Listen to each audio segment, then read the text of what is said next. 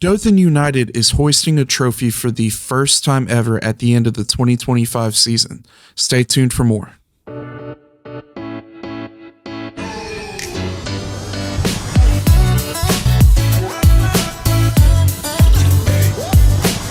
Hello, everybody, and welcome to the newest episode of Into the Inferno. My name is Sky, and I am joined by Juan and Patrick. What up, what up? What up? And we are here to recap an unforgettable 2025 season. Boys, it's been an unforgettable season. You know, we've had so much to be thankful for. Got kind of a little bit of mixed emotions there. You know, we got really, really far in the 2025 playoffs. I can't believe it's over. Like, man, what a whirlwind, what a roller coaster ride it's been. And yeah, it's like, you know, that feeling of going on a roller coaster, like your favorite ride, like over and over and over again. And then you finally like, you're kind of like a little tired of it, but not really. But then like you go home and you're like, dang, it's all over. Like, I just want to get back on the ride. Yeah, now we got to count down a few more months until we get to see our boys on the pitch again. We'll get a little bit more into it, but for those of you who may not be aware, the wait isn't going to be as long this time around for us to see Dothan United take the pitch again. We're only going to have to wait until March. And why would that be? Oh, maybe a little thing called the Lamar Hunt U.S. Open Cup. What? What is that? Oh, you mean the oldest American soccer tournament in existence that Dothan United just qualified for? What? And how did we qualify for that? I believe we qualified for that by becoming Campeones del Sur. For those of you that didn't understand. King of the South! We're champions, baby! Man, I'm not gonna lie, that was an awesome feeling. That was, yeah, probably gonna be a highlight. Yeah. But yeah, boys. Seeing that trophy for the first time, that was unbelievable. You know, seeing the boys hoist that trophy and just seeing the pictures from Vermont where all the guys are taking their turns holding the trophy and seeing the excitement on their faces. I'm not going to lie. It made me tear up a little bit. Yo, like the first video I saw was shout out to Kentuck. Man, seeing that and them just like celebrating was just, especially for, you know, us obviously not being able to be there was awesome. It was cool. And, you know, they earned it. And yeah, I'm excited about soccer in March. Yeah, we were celebrating down here. Some of us didn't get to make the trip to Vermont, so we held a watch party at the Thirsty Pig. Shout out Thirsty Pig, great as always. And, you know, that was a very emotional night. Being able to see the first trophy in Dothan United's soon-to-be storied history come home. That was special. It really was. Couldn't have asked for, I mean, anything better from the team, honestly. I mean, you know, everyone knows they counted us out all year long. And definitely a highlight of the year for sure. You can see from the videos and the pictures what it meant to the boys to be able to bring that trophy home, to know that they just wrote their names in the history of this club by being the first to hold that championship. And, you know, I've seen in a lot of their posts that they've made on IG, you know, saying, came to a place I had no idea even existed and leaving family. You know, they bought into it immediately, and you can tell the emotion showed all year. But when they hoisted that trophy, it really, you could see the pride in what they had done. I think my favorite picture that I've seen out of all of this was the one that USL2 used whenever they announced us champions, where all the guys are kind of huddled around the trophy. And if you look closely at the photo, you can see all of those grown men. You can see the little boys in them excited. You know, it's like they're kids again. And they're hoisting that trophy. And man, it's special. But yeah, we've had a very long trip through the playoffs. I don't think anybody expected us to make it as far as we did, and I don't think any of us expected to feel the emotions that we did. You know, we hosted the first 2 rounds of the playoffs, and that was incredible. I know you guys can attest to this, but coming into the stadium and being set up and, you know, getting ready and seeing everybody fill in the stadium, there was something different about it. It just felt different. And I don't know that we're ever going to get that feeling ever again. Not because we're not going to be in the playoffs ever again, but it's because we didn't know what we were walking into. It was our first time being in the playoffs, and we were hosting too. Everybody came to Dothan. And, you know, that was just a special feeling. It really was. It's just like just reminiscing because it's just like so many emotions. But man, that feeling of excitement, especially, man, I don't know about y'all, but it was definitely just different in the playoffs. Like, I mean, obviously, yeah, we're excited during the season when we're scoring goals. It is a lot of fun, but when we were doing it in the playoffs, especially that first round, like it just like, wow. For me personally, you know, I couldn't even be at the first playoff game.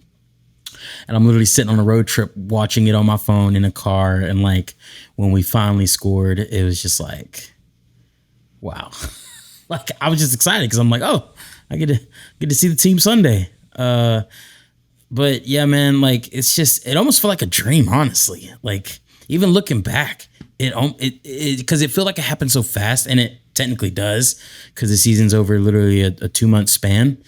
It just goes by. But when you're in the season, it doesn't feel that way until you get to the end, and then you're like, whoa, like you blinked and bam, we're at like at, you know, the end of it. So it's definitely a unique feeling, but one that it's just like, obviously I'm already excited for next year already.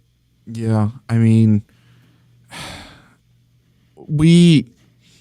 it was an interesting day, that first round of the playoffs, because, you know, we had Little Rock, Asheville, and the LA Crew come to town. And we got set up outside. We were tailgating, and we were trying to set it up to where we were half outside the stadium, half inside the stadium. We had a laptop set up outside, and we had a projector, and we were trying to stream it that way. And so thankfully we had it to where you could go through the gates and come back in, no problem. And so we were able to go inside, you know, talk with the LA fans and talk with the Asheville fans, and then go back outside. It proved to be very, very useful because there was a really bad lightning delay. And so we got delayed quite a bit.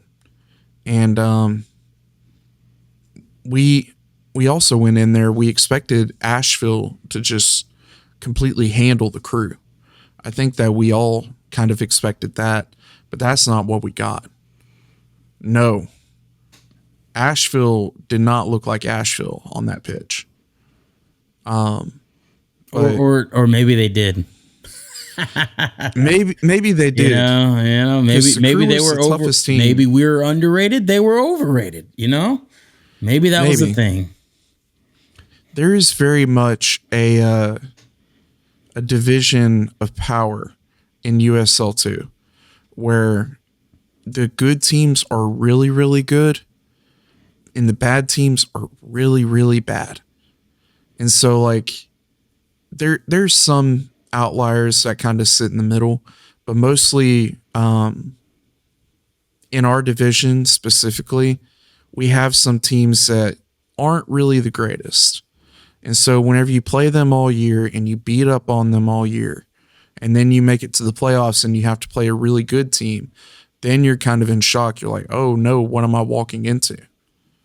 And I'm kind of wondering if that's what Asheville walked into. I think very possible because, I mean, if you look at our journey, I mean, nothing against this team, but I mean, let's be honest. I thought Crew, Arkansas, and Vermont were all way better than when we played Fort Lauderdale, if I'm being completely honest. Like, Fort Lauderdale, I mean, they made it a game second half. But that first half, dude, it was like, what is happening? Like, we could have easily had 3-4 goals. Like, we missed some wide opens one. We had that offsides one.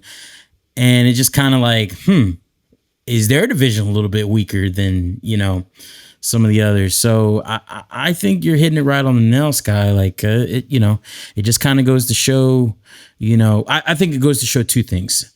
That, yes, there are some differences between teams and divisions and strength. But I think at the same time, it also shows that you can get beat on any day by any team as well. Yeah. If things go the right way. Any given Friday. But I don't know. Also, the other thing that I observed was when we played Little Rock, that looked like the best team we had played all year, including Asheville. Yeah. I think that Little Rock could have beat Asheville. They were a really solid, well put together team. I was very nervous the entire match watching them because it was like they could just break through any minute. It was kind of a knockdown drag out. But then again, they wouldn't be the best team that we played all year. I would argue that we played 3 teams that were just as good as each other. Crew, Little Rock, and Vermont. They were all just really, really good teams, and they could all hang. Fort Lauderdale, they looked a bit off, I'm not going to lie, but the rest of them looked pretty dang good. I agree. I mean, obviously out of all the teams, Vermont definitely gave us, the most fits. I like to call them. I mean, we handled those fits, but they did, towards the end of that match, I just remember, and cheering Yago's name a lot. Yeah. Yago had the game of his life. Really did. Like, he made some incredible saves that, I'm going to be honest with you, I didn't know that anyone could make those kind of saves. But he laid it all out there on the line. He did. I still remember the very last save before going into PKs. Yeah, that one where he jumped fully off the ground and just batted it barely tipped it over the bar. Oh, my God. I mean, and if he had not gotten a hand on it, it was definitely going in that far from the bar. Like, I'll be honest with you. I feel like if we had won that match, that would have been on Sports Center's top 10. For sure. Shoot, I still think it should have been. Honestly, like, to be honest, and look, we ended up losing the game, whatever. But in terms of during the match, we had all the highlights. Like, they were just getting into the box. But in terms of, like, our saves and stuff, like, none of them went in. Let's remember, none of those shots went in. They all got saved. Highlights for us. No one uses highlights for shots that almost went in for strikers, right? Like, what's the point of that? Like, So, because it's funny, like, obviously after the fact when they're showing the highlights of the game, only one that had to show was the PK. It's kind of sad. It's like this, like the only highlight, because That's the way it goes. Yeah, because I mean, there were so many. I would call them clippable moments where you can just make a clip out of some of those plays, and it's just a shame the way that it ended. I mean, like, it's good because it shows how good that the teams were that were going up against each other, and I think that the guys from Dothan have nothing to be ashamed of. They should, well, they did come home, but they should have their heads high. And I really don't think that they have anything that they should feel bad about. I mean, like, we all feel bad that we were so close, but at the same time, we went so far. Yeah. And they played so well.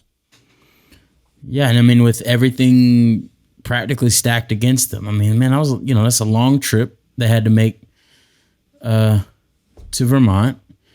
You coming into an environment, they get home field advantage, and I mean, it's part of it. Obviously, we had home field advantage the first round, so not complaining about that. But it also helps when they turn off the stadium lights on you. Dude, like, for those of you who don't know that, it was a little dim in Vermont at night. I'm just thankful we played our first game in the daytime. But we couldn't ask for better from the team. They went out, they did their job. They got through to the semifinals, and I mean, literally a couple kicks short, literally. Yeah. We were so close. Like, I don't even think it was one save or one kick. It was just Vermont was that good.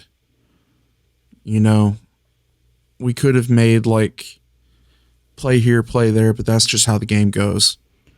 Yeah, it is. I mean, that's just, the way it goes. Yeah. But at the end of the day, we're bringing home a trophy. We have a trophy now in Dothan, our first ever. And that thing looks beautiful. To be proud of. That thing looks beautiful. Yeah, it's heavy too. Really?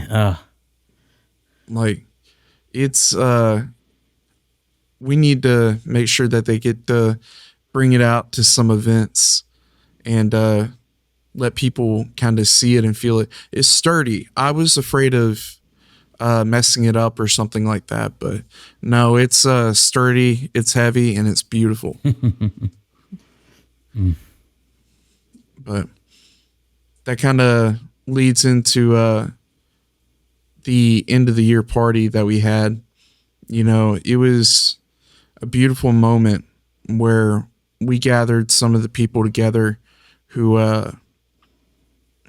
were part of the Dothan United family, whether they be sponsors, whether they be fans, whether they be people who have just helped out the team, people who are team parents. They all gathered around and they were able to welcome everybody home.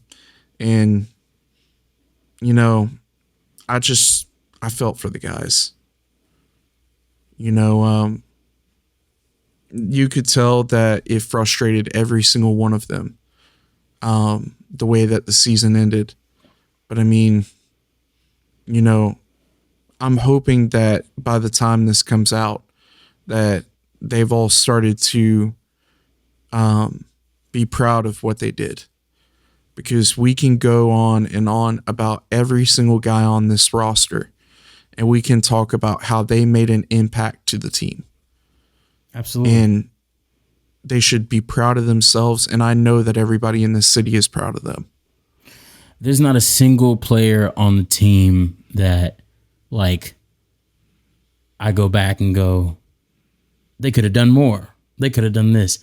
Every single player gave their all, and, I'd have went to war with those guys if I had to, like, that's how I feel. Like, that was our team. Like, that was my team. You know what I mean?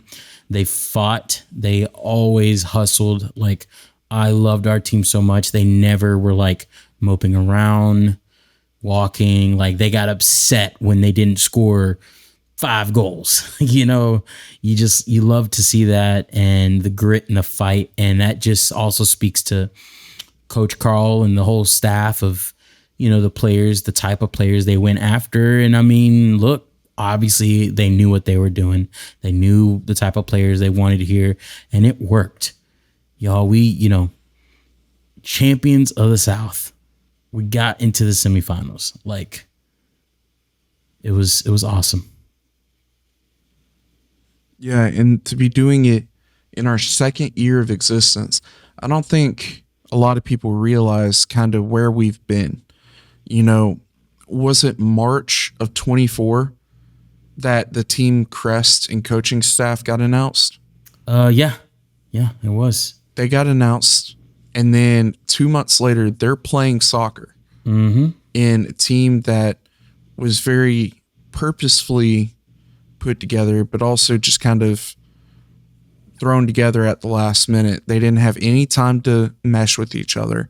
They had a lot of stuff that they were figuring out on and off the pitch. And they still finished 4-4-4. Yeah. Which is not bad. No, I mean, like you just said, they barely had any time to put any type of team together. And even in that short time, all those players, granted, it was a tougher season, but I just remember them fighting every single game. There was never a game, minus the couple with the crazy red cards and stuff, but there was never a game where I was just like, we're not in this, And so again, I think that speaks to coaching staff, to Coach Carl, and just the team as a whole of a job well done. Second year semifinals, what? Who else? I think there's teams out there that have done similar, but it ain't a whole bunch. Very, very, very short list. So again, I'm just proud of the team. I'm proud of the guys, proud of the coaches, and just everyone involved. It's awesome. And again, and if you're listening, if you haven't been out a lot to some of the games, I'm telling you, you are missing the best time ever, even if you don't understand soccer. It's not that hard to figure it out. And that's what I love about some of our matches. People could say about Vermont this and Vermont, has got the soccer fans and this and that. But you know what we have with our fans? We have legit heart for just our team, our community. You could tell that everyone in the stadium is there because, they're trying to rally behind the community, the team, and just, be a part of something. And I think that speaks a lot to, what the team's been doing. We've seen success in every facet of the team this year. Whether it's been fan support, whether it's been game day experience, whether it's been on the field, we've seen success every way that you could possibly measure it. I think that the only thing that anyone can be disappointed in this season is that we're not hosting a national championship, which again is insane for a second year club. That's crazy to be saying in their second year, in their first run through the playoffs, they won the national championship. That is crazy. I want everyone to be on the same page about that, including you, Coach Carl. That's insane. We still want it though, but it's insane. But to be where we are at, where we have a trophy in our office. And it's not just the shield from the Peanuts and Cola Derby. We still have that too, by the way. So we can have a trophy case now, I think. But I think the only other thing that you could be disappointed in is that we didn't fill up Rip Hughes entirely. That's the main thing that I was wanting to do. I wanted to see 10,000 people in there. But I also think that that's crazy and unrealistic too. But we'll get there. I agree. I think, given time, I think in the long run, we'll get there. There's cities with twice as many people as us that don't get 6,000 in a stadium, let alone 10. So, it's all about supporting the community, supporting the team. That's what we're about. That's what the Inferno is about. I think look, it's not a secret, it is a business at the end of the day, right? Like, there's got to be money being made. And so, the team needs support. But also this is a good thing, like, not to get off subject too much, but if we want other things to come to the city and be successful, then we got to get behind what we have currently. That's just the way Absolutely. it goes. People are going to see, oh, soccer team's doing well. What about bringing this, or what about bringing that? Again, this is almost like a trial template for, let's see what happens. And so far it's going really good. So yeah, we just got to continue to get behind the team. And invite your friends. Obviously everyone listening is probably pretty involved, pretty, behind the team, but like, tell somebody about it, share a post, tell your friends, invite them next year. Like, if all 3,000 to 5,000 people that came to the games this year invite just a couple people, boom, we can easily get to, bigger numbers. And not only that, but the one thing I'd really like to touch on is the community that's been built because of this team. I think we've said a few times that me and Juan and Patrick, we didn't know each other before this team. Sure didn't. And now we talk like at least every other day. And so it's not just us. At that party that was thrown, I saw people that I had never interacted with before that had got involved with the team this season. And they've made friends, and they've made their own little communities and little families, and everybody's gathered together for the same thing. The sense of community that I've seen surrounding this team is unparalleled. And I honestly don't think any other team has that in any league. They don't have anything like what we've got, because you've got people who are opening up their homes. They're opening up their time to these guys who have traveled not even just across the country, from other countries. They've traveled here to Dothan, Alabama, to be able to support us and to help win us championships, which they did. Yep. They're doing a lot to help out a city that they've never been to. Or in the case of some people like Alec, Gabino, Ty, Diego, it is a city that they've grown up in and that they love. And they are trying to put themselves out there to support their community. I think that the least we can do is support these guys right back. Absolutely.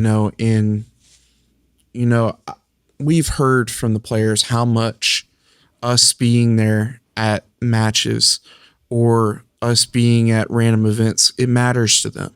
It lets them know that they're not alone, and it lets them know that they're always going to have somebody behind them. We've still got former players that we still speak with. Mm-hmm.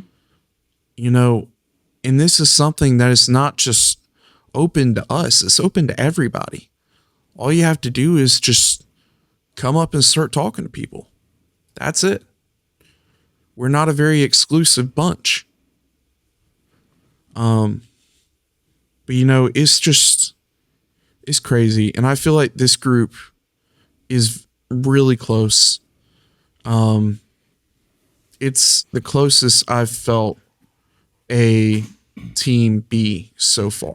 You know what's fun, Sky, is like obviously, we're on social media, looking at the team. A lot of us follow a lot of the players, but seeing the players comment on each other's social media posts, it's always funny. I don't know if you've ever see the comments, but it's always like, Yeah. you could tell it's a fun bunch when they're just kind of like, being funny Hyping with each other up. being funny with each other and stuff. And yeah, it's just it's good to see, and I think that speaks to the camaraderie you're talking about.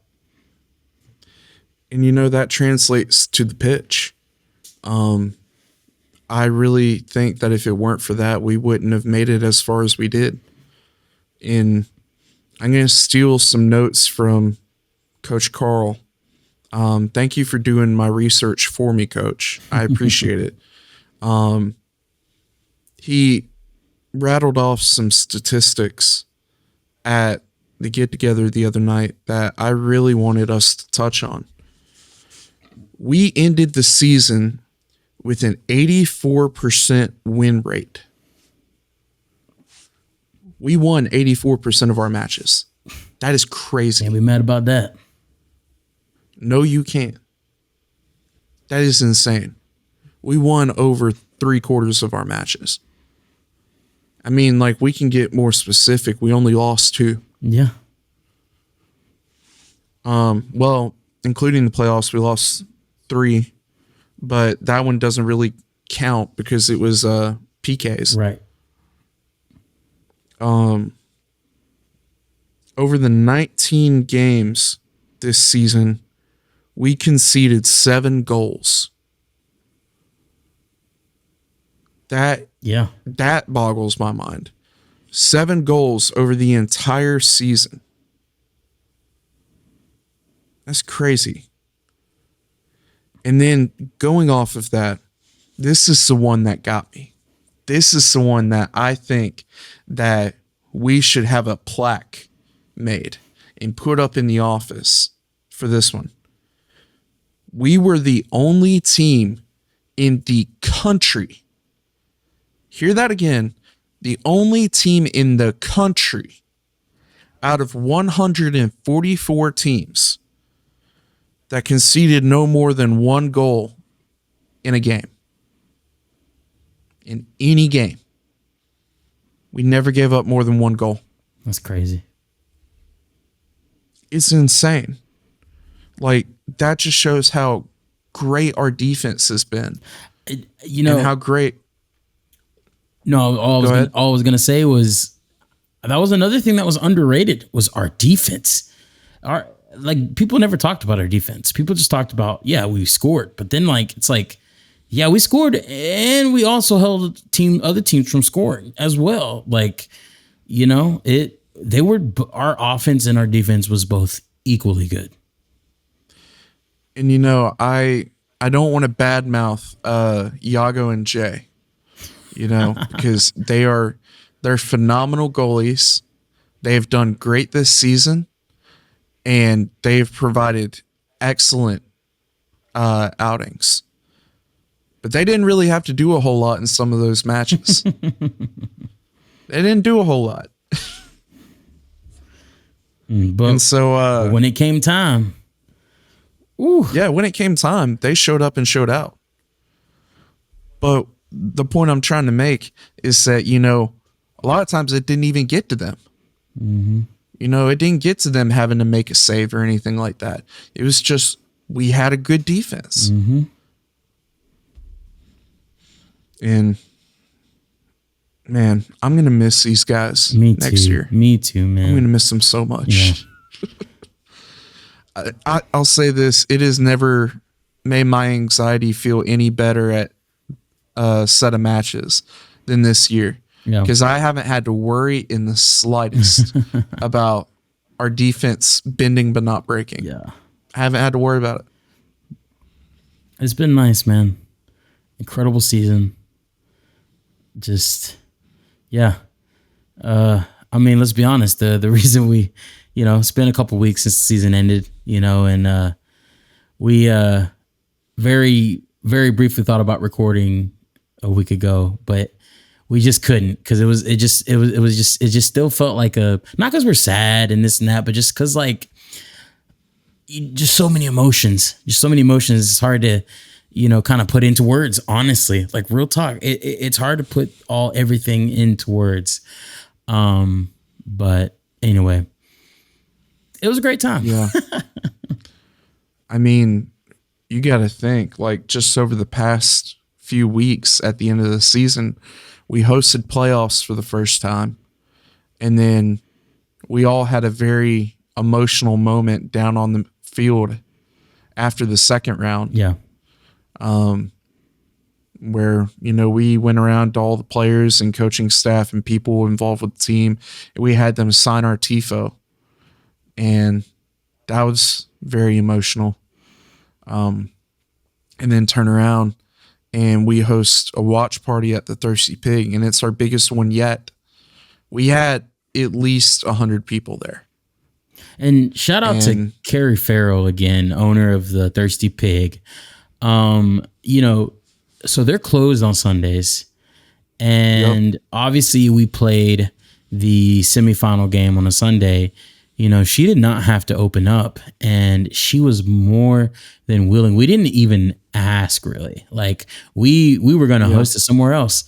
And she, immediately was just like, yo, if y'all, want to have it here, like I would love to have y'all. And so anyway, shout out to her. It was awesome doing all the watch parties there. It just felt like a good family atmosphere.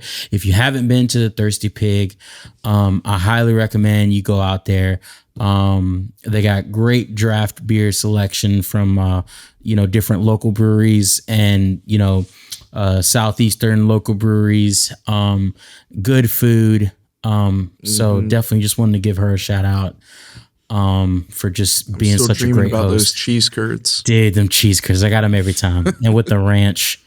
Oh, they know what they're doing at Thirsty Pig. So, yeah. Anyway, it was a great time. Yeah. And then to piggyback off of that, on Sunday, the day that she opened the place up for us, she was like, the only thing is we're not going to have food. The food truck won't be open. And I was like, that's perfectly fine. I don't want y'all to work in the first place. I want you to come hang out with us. But she insisted on serving up drinks to everybody. But what did happen was word got out about it, and people just started bringing food. They just did a potluck, like impromptu. And I'm like, I don't even get fed this good at church whenever we have potlucks. There was one guy, shout out to Reed. He brought homemade meat and tortillas and everything to make tacos. And it was phenomenal. People brought fruit, pizzas, chips and dip, like you name it. It was a great experience. And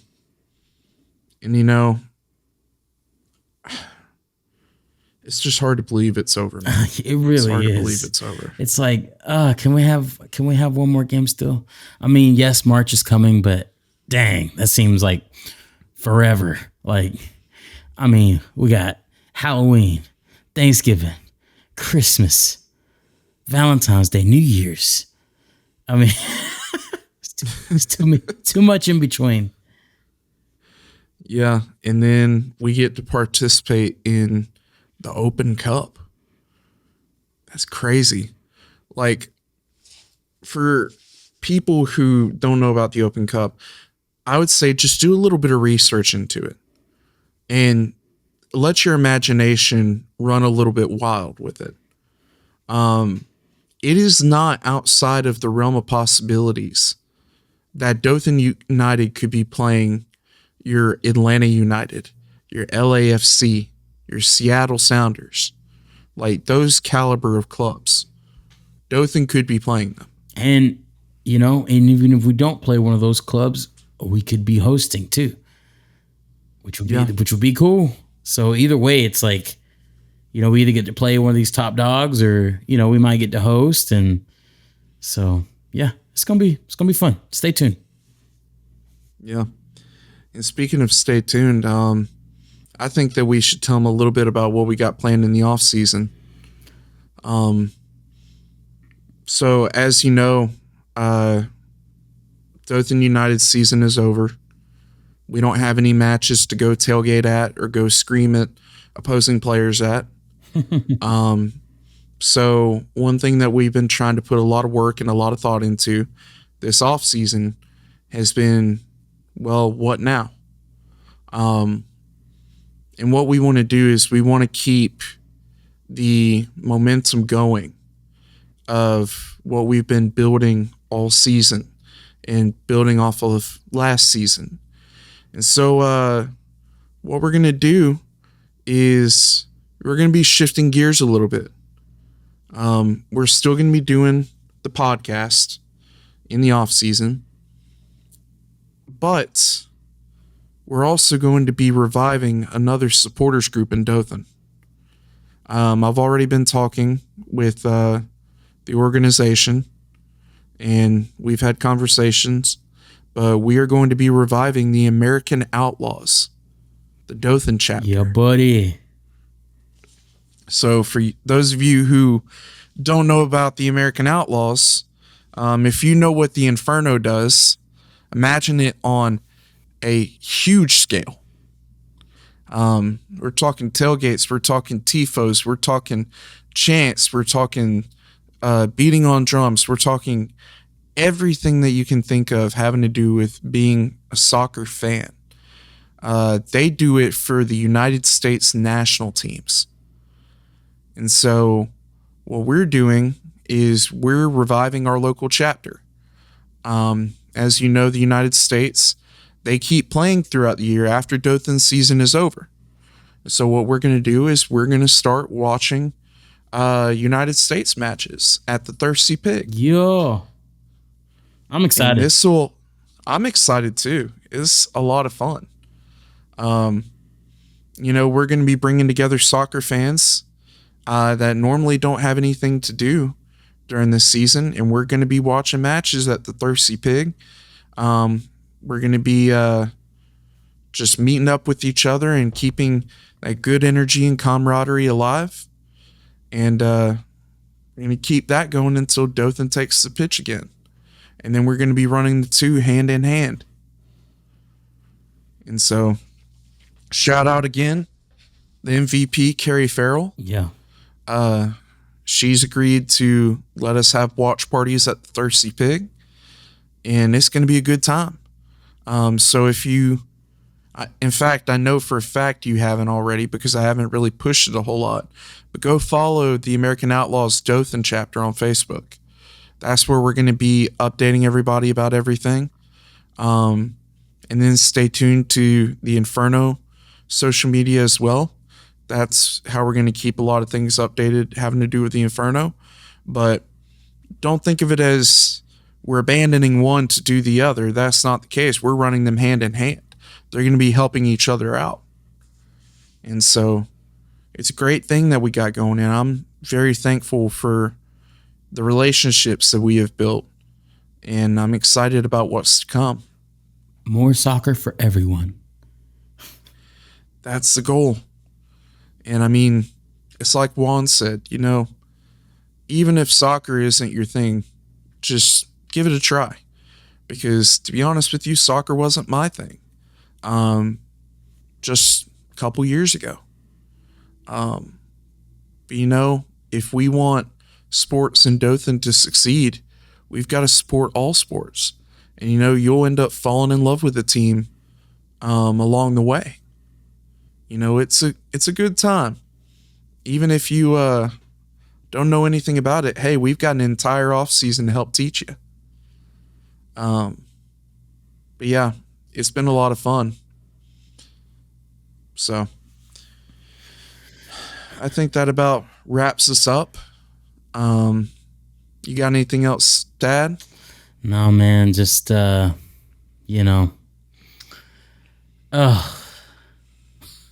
I still can't believe it's over. Yeah, I wonder when that feeling is gonna go away. And listeners out there, like if you're feeling the same way, hey, just know that you're not alone. Maybe we need to plan a get together sometime, which we will. We will. But it's been awesome. To any of the boys listening, we love y'all. Go and do great things this fall. We'll be rooting for you. Yeah. And if there are any players listening, we just want to say thank you. You know, before this team came along, there wasn't a whole lot going on in the city, sports-wise. And, you know, what you've done to bring us a trophy and get as far as you did and do what you did, it's nothing short of commendable. And we're very thankful to have gotten to know all of y'all. And we personally hope that you're back again next year, even though we want you to not come back next year, because that means that you've gone on to bigger and better things. But we're very thankful for y'all. And if you ever need anything, you know where to find us. You always be welcome here. Absolutely. All right. Well, we just want to thank everyone for listening. We're still planning on uploading podcasts here and there during the off season. As you know, we're not going to have as much to talk about, but we're going to try and bring up some things and bring on some people and keep this thing rolling. So, thank you guys for listening. And as always, Vamos Dragon!